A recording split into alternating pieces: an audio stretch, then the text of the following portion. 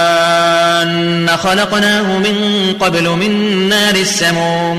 ጋኔንንም ማለትም ዲያብሎስን ከአዳም ፍጥረት በፊት ጭስ በሌለው ከእሳት ነበልባል ፈጠር ነው وإذ قال ربك للملائكة إني خالق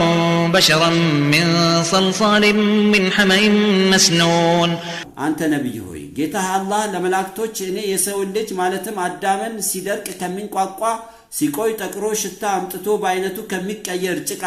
ፈጣሪው ነኝ ይል እንደነበር አውሳ فإذا سويته ونفخت فيه من روحي فقعوا له ساجدين ያዳምንም አፈጣጠር ጨርሼ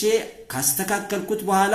ከነፍስ ማለትም ከኔ ከፈጠርኳቸው ነፍሶች አንዱን ነፋሁበት ያንዴ መላእክቶች ለርሱ ለአዳም በአክብሮት ሰጋጆች ሆነው ወደቁለት فسجد الملائكة كلهم أجمعون መላእክቶችም ሁሉም በተቀላላ ለአዳም ያክብሮት ስግደትን ሰገዱ إلا إبليس أبى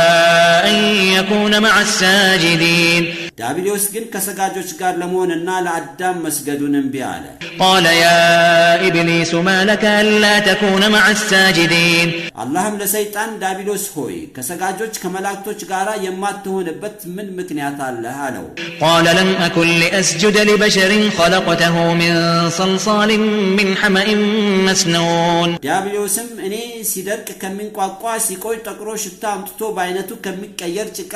ለፈጠርከ ለሰው ልጅ ልሰግድ አይገባም አለ قال فاخرج منها فإنك رجيم አላህም ለዲያብሎስ ከገነት ውጣ በርግጥ አንተ ከርሷ ከገነት ጸጋ የተባረርክ ነህ አለው وإن